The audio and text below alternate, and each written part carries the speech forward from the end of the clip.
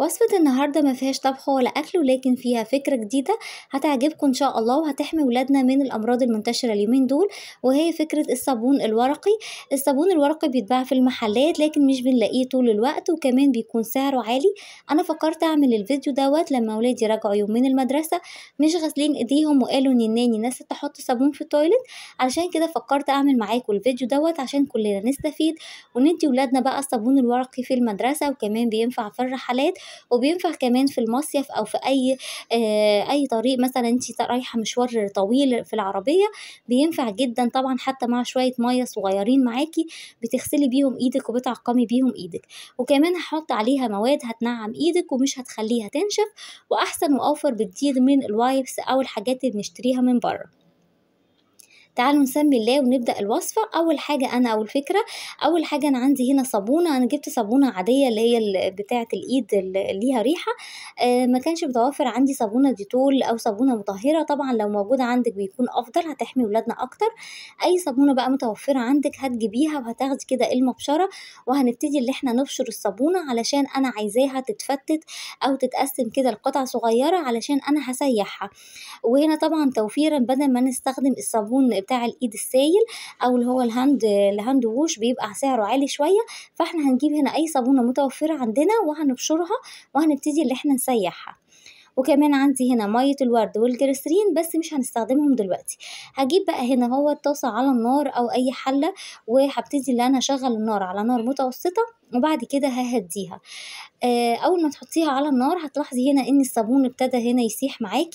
علشان يساعد إن هو يسيح هاغلي مَيّة وهاخد كده ربع كوباية من المَيّة وهاضيفهم على الصابون. بُصّي بقى زي ما أنتِ شايفة أول ما المَيّة السخنة نزلت على الصابون ابتدى يغلى ويتفاعل معايا وهيبتدي يفُك، وطبعًا لازم إن أنتِ تقلّبيه كويس وتفتتيه كده علشان ما يتكتّلش معاكِ. وخلّي بالِك أنا هنا كنت مستخدمة طاسة صغيرة عشان كده فار معايا، فالأفضل إن أنتِ تستخدمي حاجة غويطة علشان ما يعملش زي ما أنا عمل معايا كده وفار أو يبهدل لِك البوتاجاز بتاعِك. أنا طبعًا مسحتها على طول وبعد كده كمّلت أهو ابتدى يغلي معايا.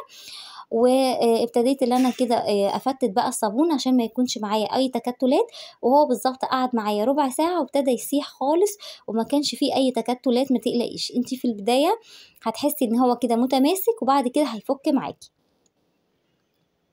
هتبتدي بقى اللي أنتِ كده تفتحيه لو في أي كده تكتلات لحد ما يكون سايل معاكِ خالص. وبرضه في الوقت دوّة مش هنضيف الجليسرين ولا هنضيف مَيّة الورد، أنا بس عايزة أحوّل الصابون دوّة من صابونة قطع لصابون سايل، وبرضه هاضيف عليها بقى مكون حلو أوي هيفيد جدًا البشرة وهينعّم معاكِ، وهي ربع كوباية من اللبن أو معلقتين من اللبن، عايزة معلقتين بس مش أكتر علشان ينعّموا الإيد وما يكونش الصابون ده جاف على إيدِك. علشان كده باقول لِك إحنا مستخدمين حاجات حلوة أوي ومتوفرة في البيت إن شاء الله، هتكون أفضل من برّه بكتير وكمان هتكون سعرها أرخص. هُم معلقتين لبن بس ضفناهم وشوية مَيّة وحطيناهم كده على النار لحد ما الصابون كلّه يتفتت معاكِ. بعد كده هاهدّي عليه النار واسيبه لحد ما يبرد بقى، يبرد شوية يعني يبقى دافي مش يبرد خالص عشان ما يرجعش يكتّل تاني أو يمسك في بعضه تاني. بعد كده جبت ورقة هنا ورقة كراسة رسم عادية تنيتها على 2 بعد كده تنيتها على 4 وجبت المقص بتاع الورق وابتديت اللي أنا أقصه.